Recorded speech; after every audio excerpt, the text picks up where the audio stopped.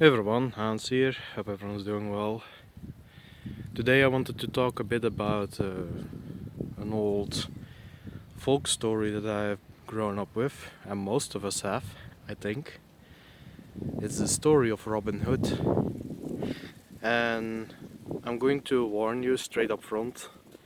I'm recovering from a flu, just an average spring flu, don't panic.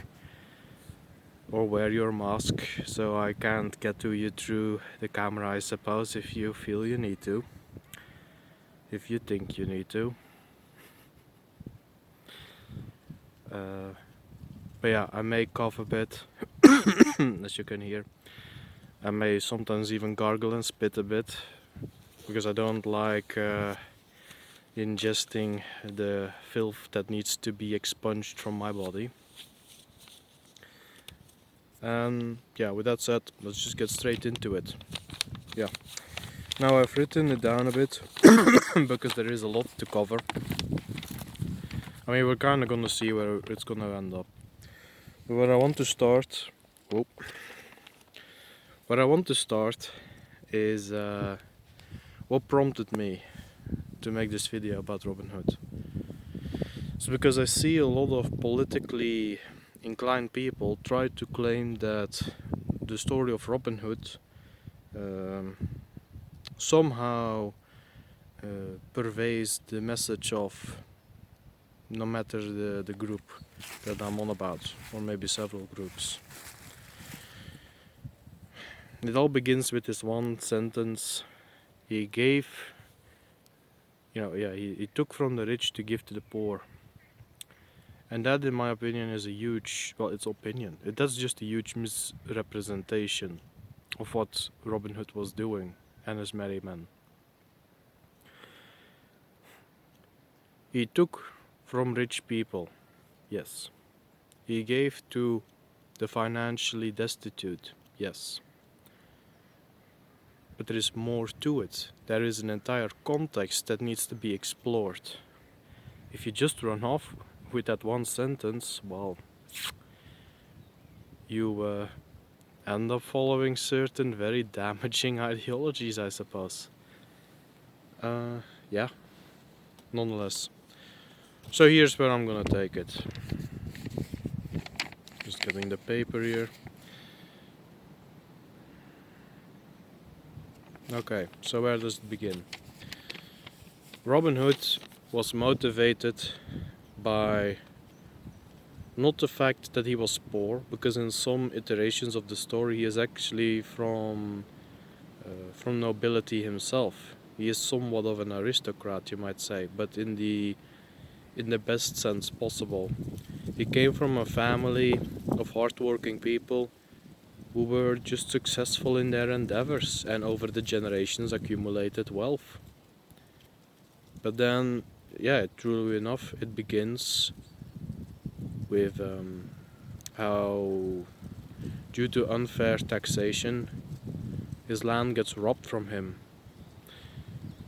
Foreign power, the what are they called again? The Normans take over and institute a puppet prince, who, in what is the Anglo-Saxon England at that point, with a bit of Celtic elements, Celtic villages, etc. Here and there, I suppose. But no sense in going into that right now. So he becomes impoverished, and that motivates him to go look for what's going on, what's the deal, right? And he finds out, sure enough, that there is more people than just him. People who were never as financially successful as his family, who are also bereft of their homes, bereft of their their livelihoods. Now, I don't care or how shall I put it? Yeah, essentially the story begins with a sense of justice against the unfairness and the damaging effects of taxation. against corrupt officials that enrich themselves by taking, incredible taxes from the people who can't defend themselves because they do not have the arms to do so necessarily. The organization, what have you. So yeah, that's where it begins. And by that alone, that taxation is an issue.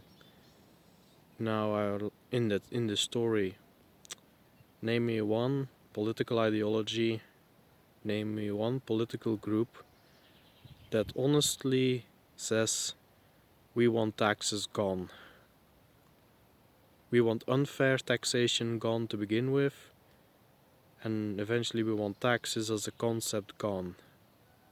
We want perhaps maybe the bare bones. The tax money going to, national defense. Those kind of things. And not 1 cent into the pockets of the officials themselves, who should be there because they care for the country and the people, not because they want to enrich themselves. Yeah. As that already, we're like 7 minutes in. I think I've already laid down a fundament why Robinhood wouldn't have been the kind of guy to join any political party, just based on that alone. Or maybe I'm wrong. It's up to you, I suppose, to make that up for yourself. What you think? But why would I stop here? I've been raised with this story. I saw so many versions of it. I've read several books of it. I've watched the Disney cartoon as a child. I enjoyed it, although it's kind of misses the plot sometimes, but what have you. And then a few of these 20th century movies of Robin Hood, which were, they were fun, if nothing else, the adventure about it and what have you. So I'll dare say that there was a lot of interpretations for me to look at, and that led me to think of, it's fine to have your interpretations so long as they're true to true to what's happening in the story, true to the plot and the characters in the story. I mean, yeah. With that said,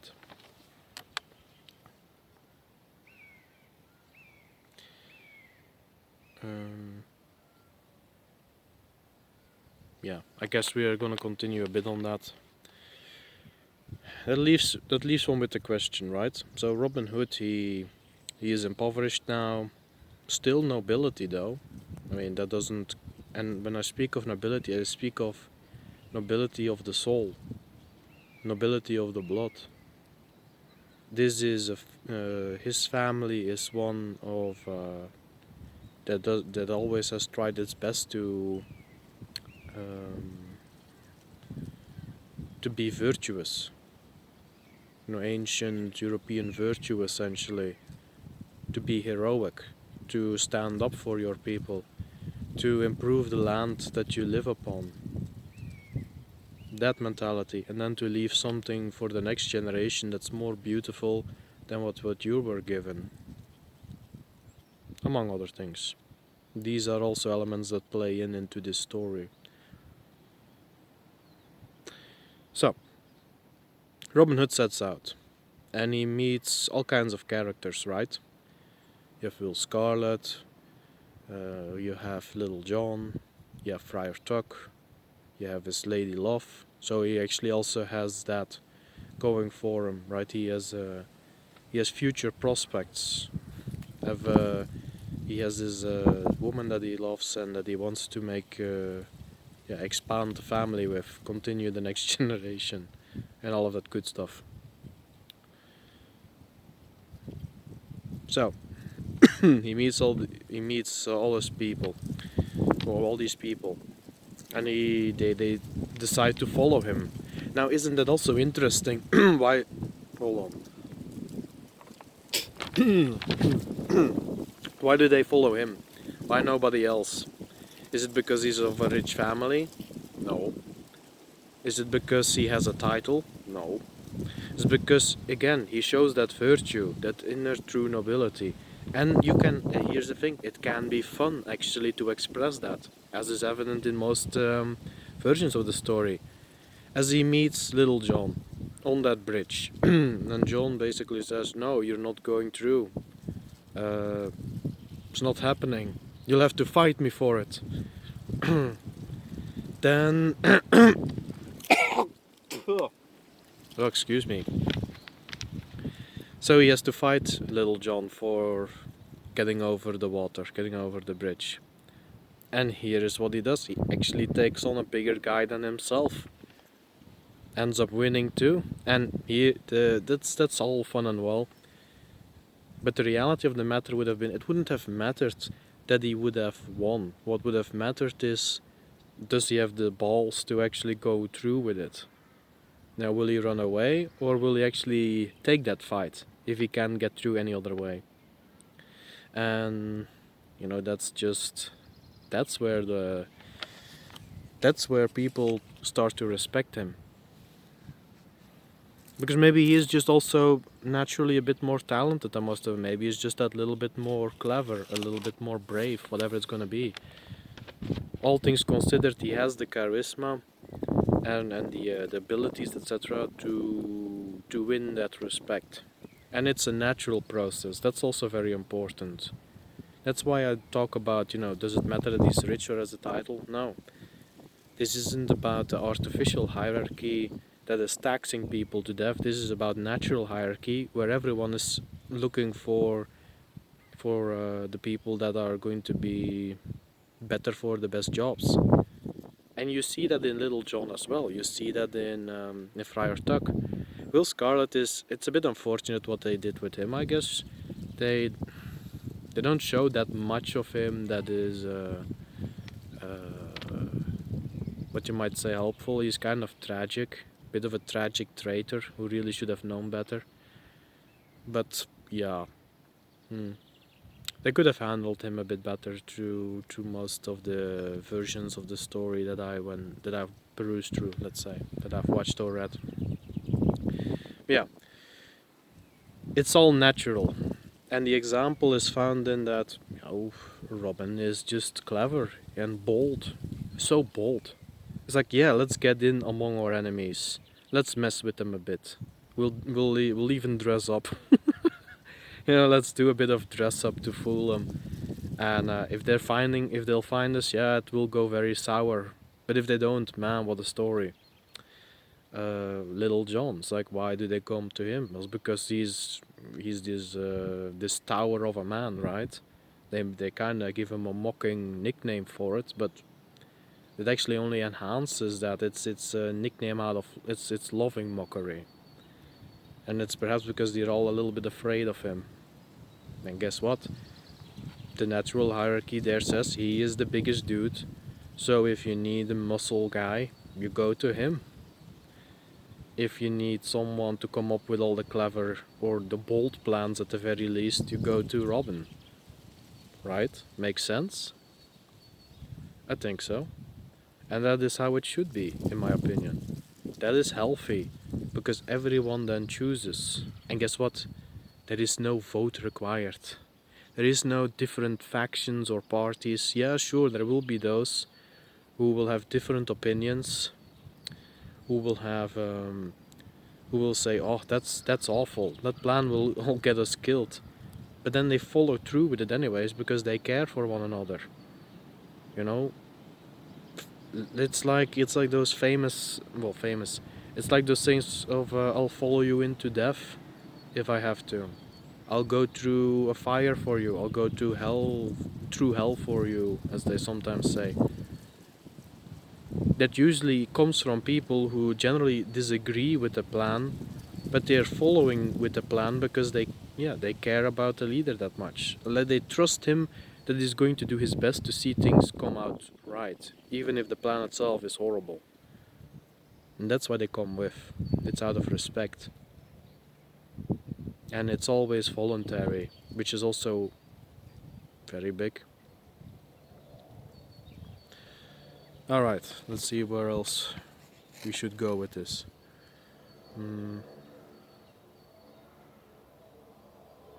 Yeah, and what does it actually, maybe real quickly on Will Scarlet, as I understand the character, he seems to be a naive apaiser, if that's how you pronounce it. He seems to believe that, oh, you can talk with these people, you can talk with these corrupt officials. And then he gets himself, usually gets himself imprisoned or killed. And I think in one version he even got tortured before he got jailed. And yeah, what was he expecting? I mean, in that sense, I guess he's a useful character as a warning for the readers. Is like, don't be that naive fool who thinks you can talk with people who do not care that they tax you to death, essentially. Who will steal everything from you. Those are not people that have empathy. Those are not people that care about others. So don't trust them to suddenly start caring. It's naive at best. And it's, yeah, maybe that's why the character has a certain use to it. Although I do still find him a bit bland, but oh well, there you go, I guess. Now, as far as the opposition, you have again several versions of that story. You have the Prince John, and you have what's his name? Yeah, I don't think that he really has a name. Just the Sheriff of Nottingham. The Sheriff. Okay, then. So it depends a bit on the story. In some stories, it's Prince John himself that is responsible for the high taxation. In other stories, he's just this bumbling fool who doesn't pay attention to what the people underneath him are doing. So he's basically incompetent. And the Sheriff of Nottingham, however, like he's the muscle, so to say. He's the muscle of the taxing regime. Or just the regime in general. He has the men, he has the leadership qualities to inspire, his men to fall in line and do what they're told, I suppose. Or maybe he on purpose hires those of dubious character because they don't mind taking from others. So yeah. Either way, it's quite a mess, isn't it? And yet these kind of characters, they're still around today, no? Or aren't they? Maybe I'm just seeing things.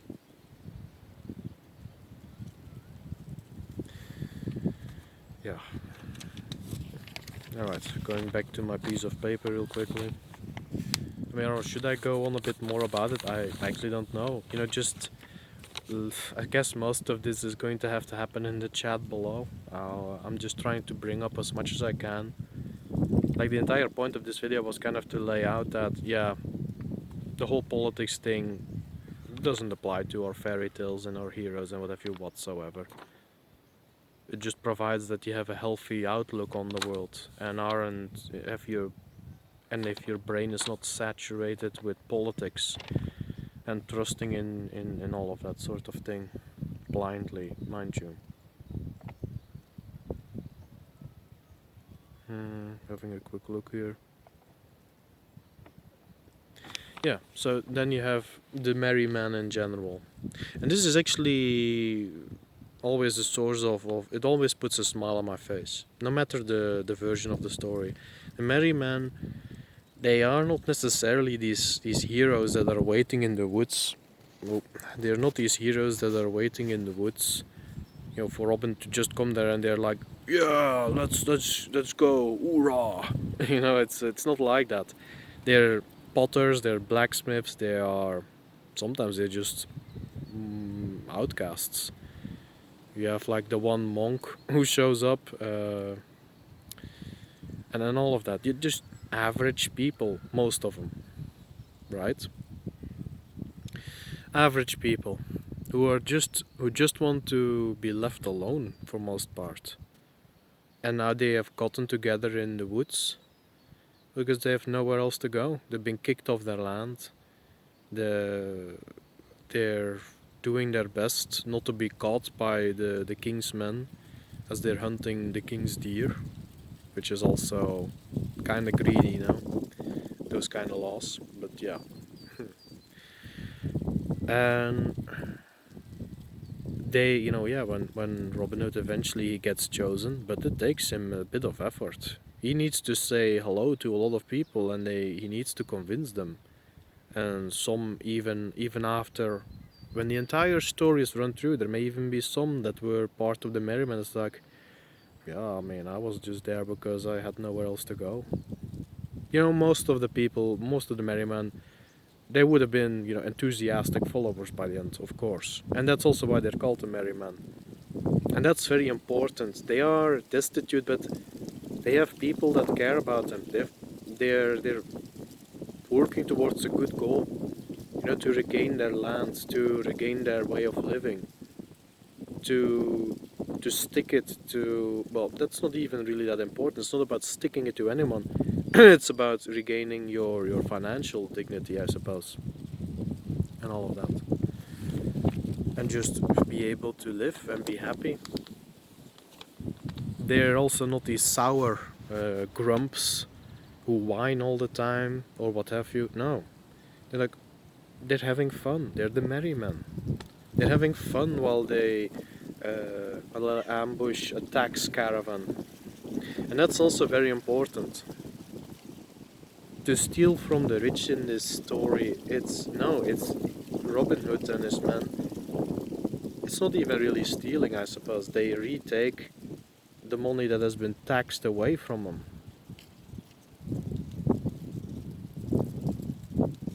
And they do it from people who actually have that money. Now, sure, in some stories, some of the writers actually get it wrong, and they accidentally have him, rob a rich lady from her pearls or what have you. Now it depends a bit. Because sometimes then later on they flash out it was a Normandic lady and she had no business being there. She was just there because her husband is like an official of the new regime, and they just figure, oh, you're one of the invaders, I guess I'll take that and that pretty necklace of yours. We'll remelt it into something pretty. Or whatever, or in something useful, pardon me. But yeah, it's that's also an important one. It's not always money. Back in the day, taxation actually had more to do so with grain, taxing you if you were a butcher and you kept pigs. It's like X amount of pigs each year would be taken from you as taxation. Every if you didn't necessarily have to pay in money, which is also makes it rather dubious, right? Because where is the control? And the Sheriff of Nottingham, there weren't any inspectors to make sure that he didn't take too much or what have you. Clearly.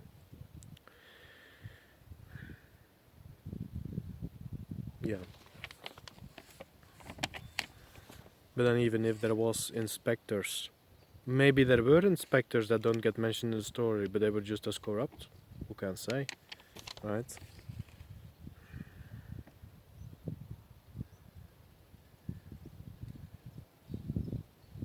So yeah, and at the same time, while Robin Hood, he takes from the tax, the tax paid, you might say, to give back to the taxed, the tax robbed, maybe even.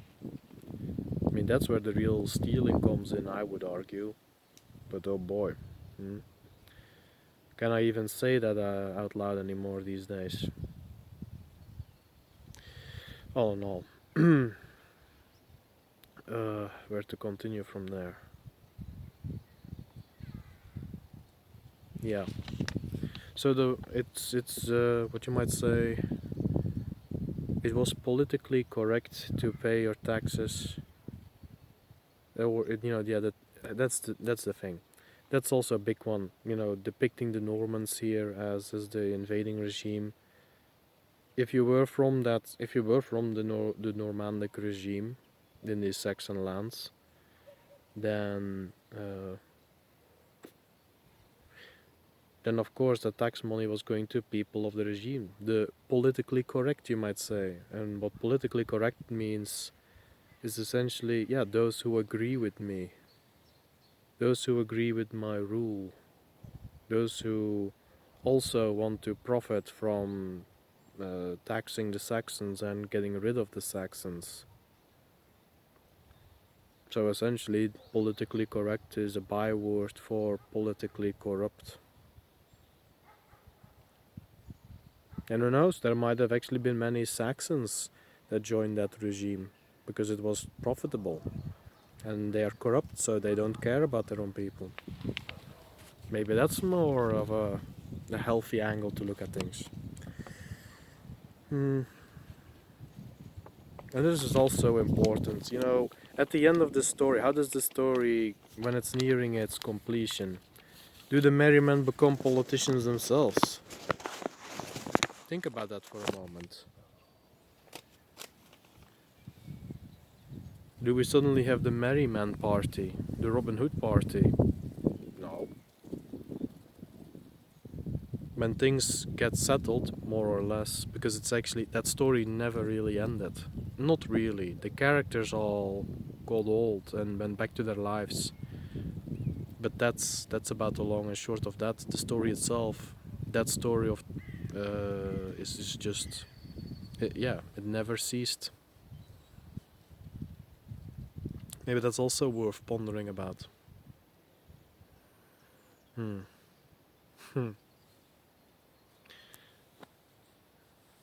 What else is there?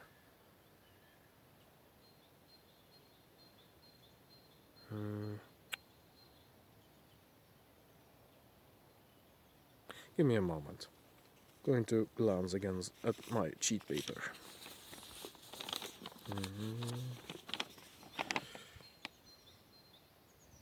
Yeah, pardon about that.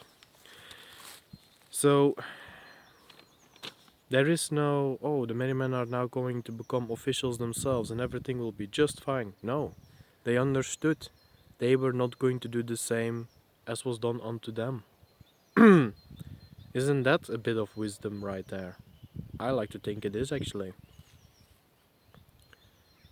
Because then they know everything would become artificial. And as I said earlier, no, it's all about natural with them.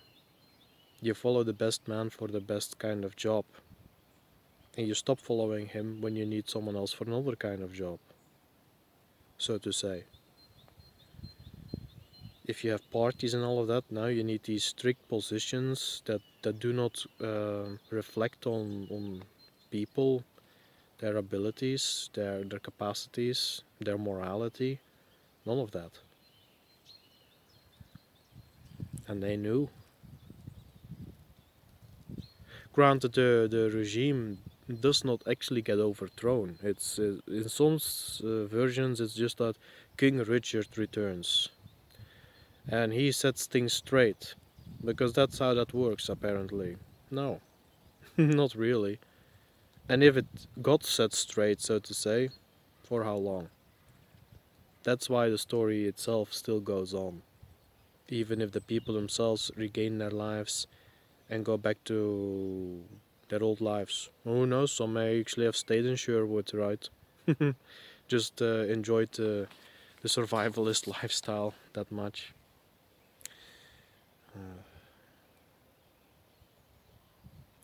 Let's see. Oh yeah, and that's also a big one for these some politically inclined people. I hope you understand that if you get to see this video, that there are actually many shop owners that were impoverished too. You know, what do you call that? Yeah, people with independent mindsets that want to have their own businesses. They also got impoverished. Ended up with nothing, ended up on the street.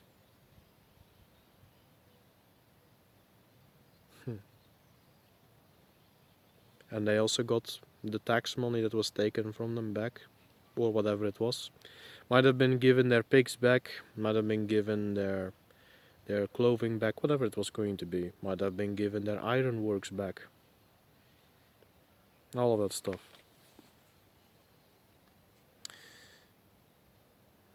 And it's also important to realize that the merry men as a whole, that's Robin Hood and all of them included, they are disinterested in ideology. Actually, even Friar Tuck is not interested in Christianity whatsoever. Not in any version of the story. He only seems to be interested in beekeeping and having his meat. It's like you can kind of appreciate the guy. Um, and the interesting part is he is actually a fighting monk. And I'm not talking about that Far Eastern concept. No, he is actually I believe in some versions he's a wrestler and a staff fighter. No, he's just a wrestler. Yeah, the staff fighter is Little John. But isn't that amazing in and of itself as well? At least to me it is. It's like there's no religious motivation there either. It's just no, we're a people and we're being beset by the corrupt and we need to act against that on our own behalf. It's not even about acting against, it's about acting for ourselves. It seems like the same, but it isn't. It really isn't. I think that's also an important something important to bring up. There is no, Friar Tuck doesn't pray. He actually is, I think, is even outcast from some sort of. In one version, he's outcast from some sort of sect. I don't know,